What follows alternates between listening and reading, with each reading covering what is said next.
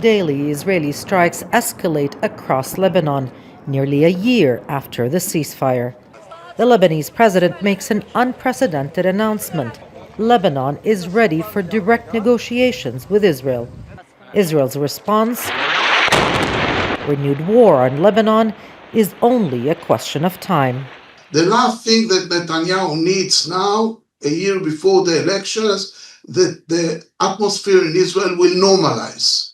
So it's good for him to keep the atmosphere of threat, of fear. In Syria, Israel wants it all: continued occupation of Syrian land, demilitarization in the south, and normalization with Damascus. A position Netanyahu made clear during a recent appearance in occupied Syrian territory, along with senior ministers and security chiefs. Meanwhile, Gaza is trapped in torment. Israeli strikes and widespread demolitions continue. 2 million people still deprived of safety, shelter, and other essentials. And the threat of renewed carnage is ever present. We no longer have to be precise. We can attack without mercy. We must be merciless. Even the possibility of Saudi-Israeli normalization, once coveted by Netanyahu, is now expendable if it's tied to ending the occupation. לגבי המדינה הפלסטינית, לא תקום מדינה פלסטינית. הכי פשוט, לא תקום. גם אם זה יעלה בנורמליזציה? אני חושב, תשמע, התשובה היא לא תקום מדינה פלסטינית. Washington does not comment on Israel's actions. It insists a historic peace is in place. How much the world is willing to go along with a make-believe is, I think, precisely what the Trump administration and the government in Israel are going to be testing. And the rewards keep coming, eclipsing calls for accountability and the pursuit of stability. A cargo plane lands in Tel Aviv to replenish Israel's stockpile of bombs and military equipment, bringing to 1,000 the number of such planes to arrive in the past 2 years. The bottom line is that the status quo of tension and possibly renewed war is convenient for Israel. Under the banner of a peace yet to materialize, Israel has shrugged off international pressure and geared up for completing the unfinished business of becoming the region's unrivaled hegemon. Nour, Odeh, Jazeera, Ramallah, Palestine. Yossi Mekelberg will bring you in. You're a senior consulting fellow at Chatham House. You're also a professor of international relations at University of Roehampton, joining us from London this hour. Thanks for your time. First, let's just look at domestic Israeli politics, because as you know, there are growing calls in Israel demanding accountability over the October 7 attacks. How far is the opposition and the public willing to go in pushing for this inquiry, and will they succeed? Thank you for having me.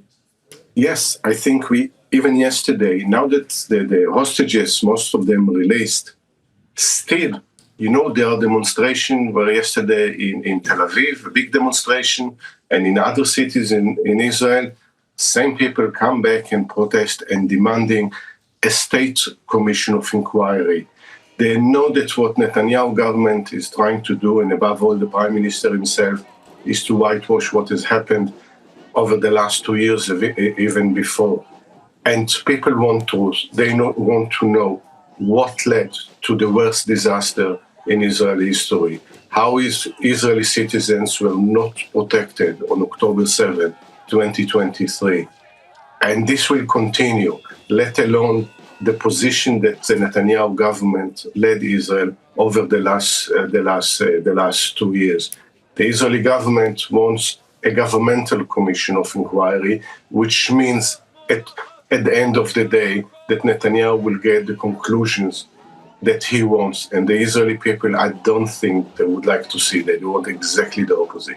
We'll have to wait and see what happens when it comes to that inquiry. But if we look at what the situation in Gaza itself, violations by Israel continue on a daily basis.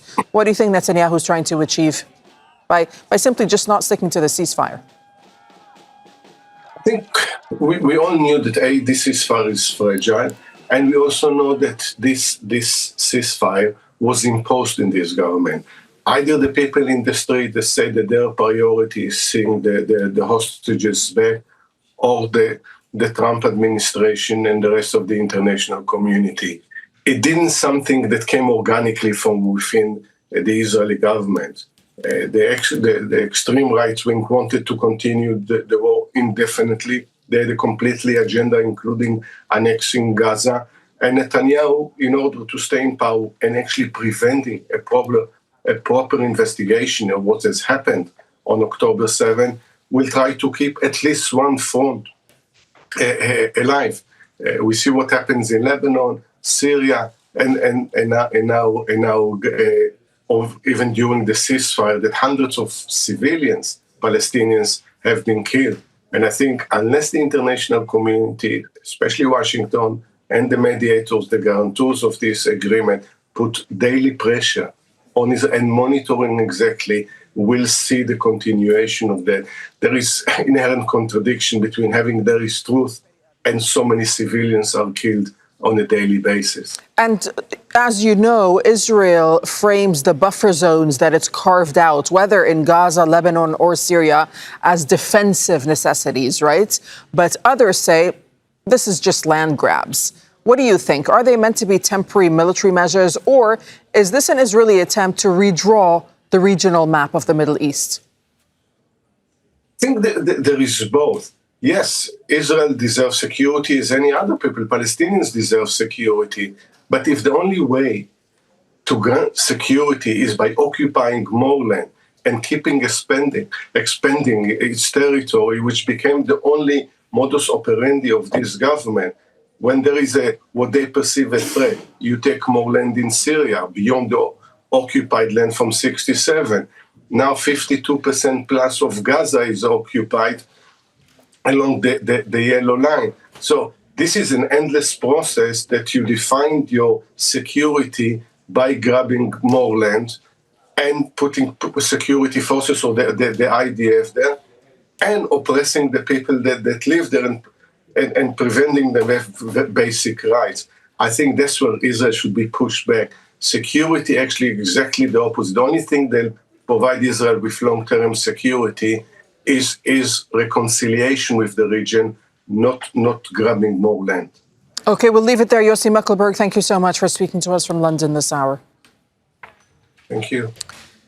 Don't miss out to get the full picture. Subscribe to Al Jazeera for reliable news and expert insight. Like, share, stay ahead.